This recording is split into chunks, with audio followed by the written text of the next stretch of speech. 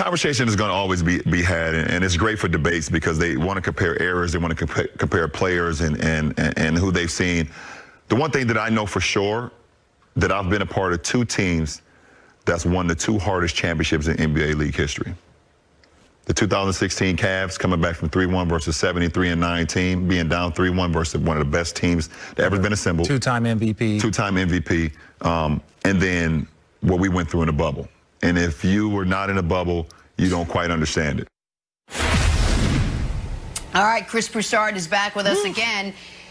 I mean, Broussard, is he right? Is LeBron James right?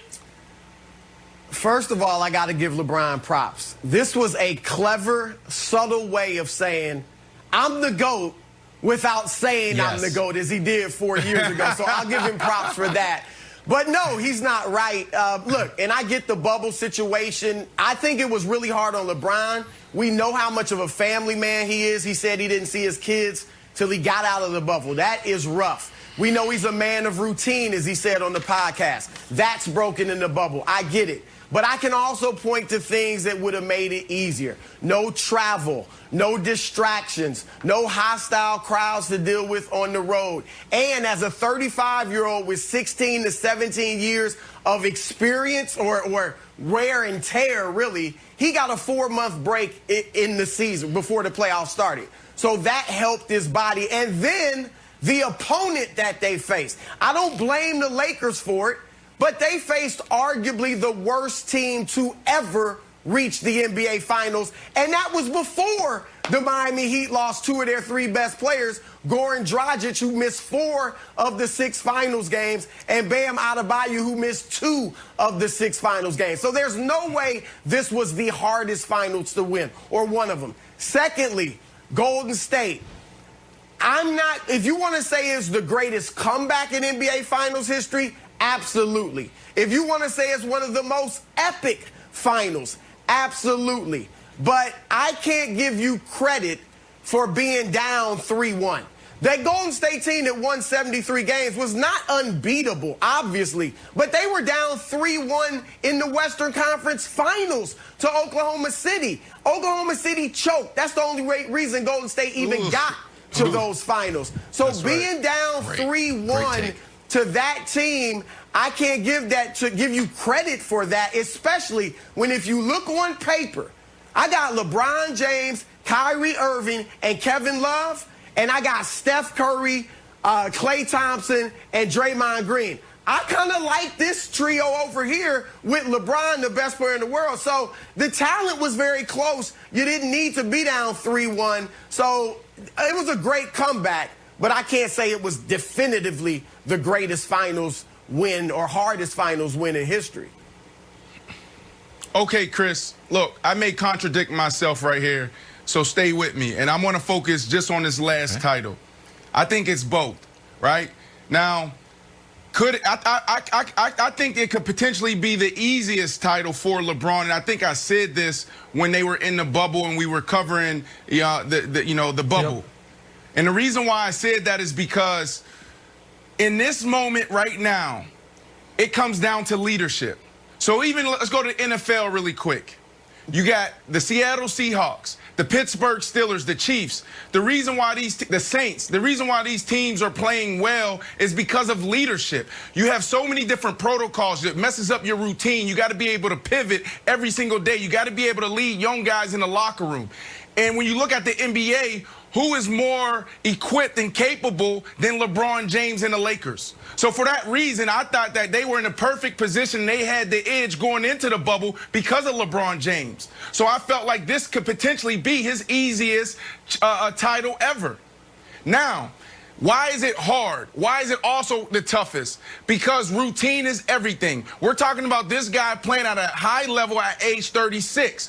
You don't play at a high level this long and consistently without taking care of yourself and having amazing routine in place. I look at my routine. LeBron James is on record saying he spends over $1 million on his body. It took me 45 minutes just to prepare myself to get in bed at night. Why? Because I had to have my late night snack, 2 scoops of protein, around 50 grams of protein. I would take that. And then I will also hook up electrodes to my body, art therapy. I'm taking notes. So I would have all this STEM stuff set up on my body. I will also sleep in an infrared bed, heat set at 100 degrees. And I'm also switching in the middle of the night to aqua pants where it was everything from the waist down was ice. I say all to say this. As a high-performing athlete, you have to have a routine in place. You have to take care of yourself. MAT, ART, chiropractors, massage therapy. There's so many gurus that you work with day in and day out, not just to get to the next game,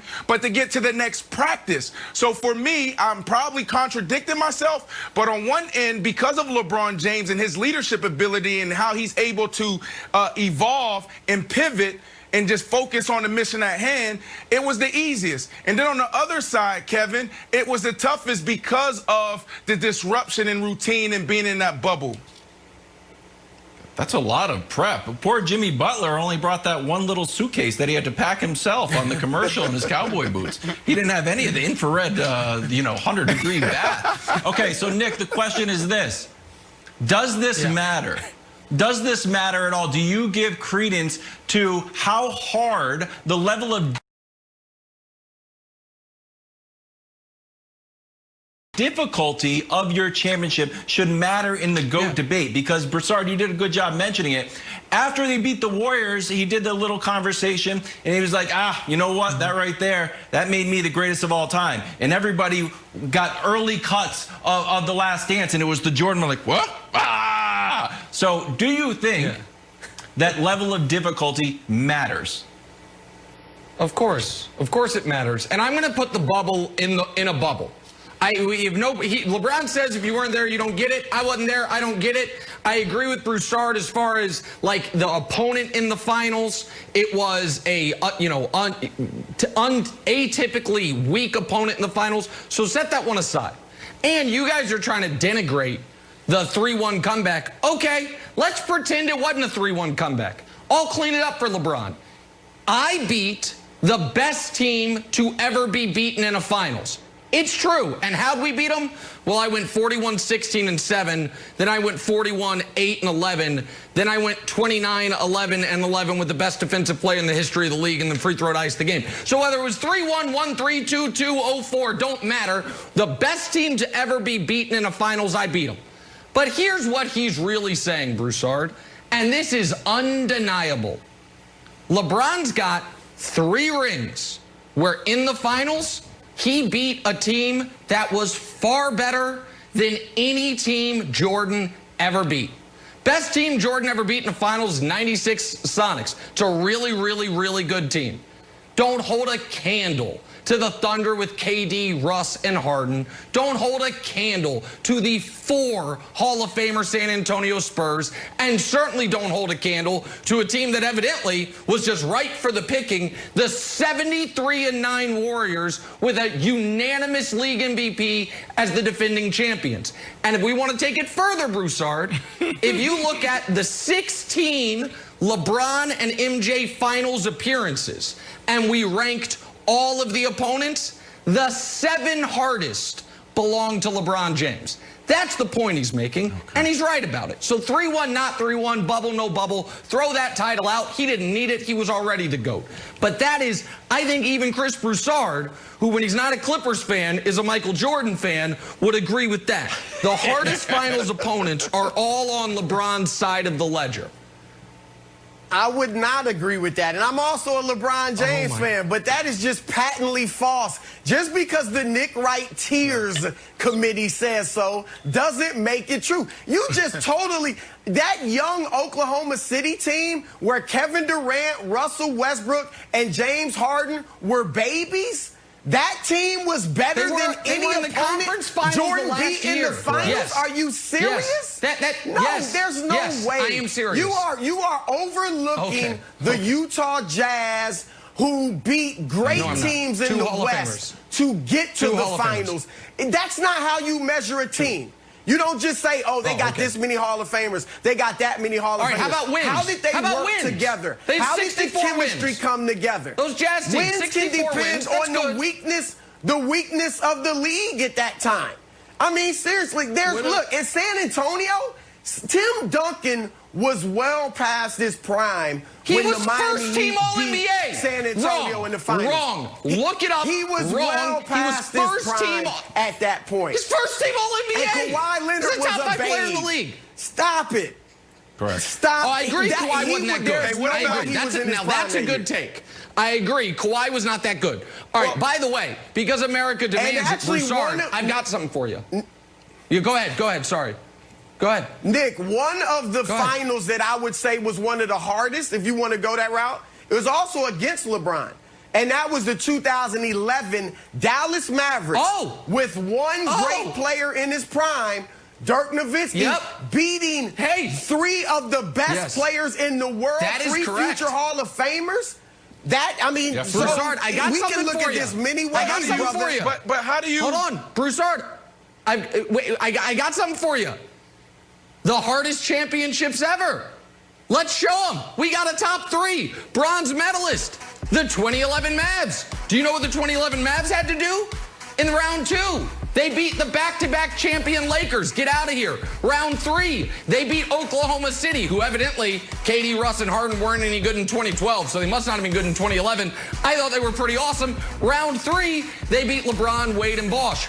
What's the silver medalist for the hardest championship? I think Broussard covered this one. He was fresh out of college. 1970 New York Knicks.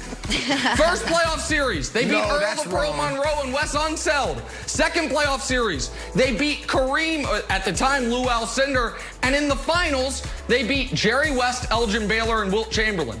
And the hardest championship ever won, on the road the whole time, the 1995 Houston Rockets. You are on the road in Utah in a Game 5. You win it. You're down 3-1, which again, I'm learning doesn't count for anything, to Phoenix and Chuck in round 2.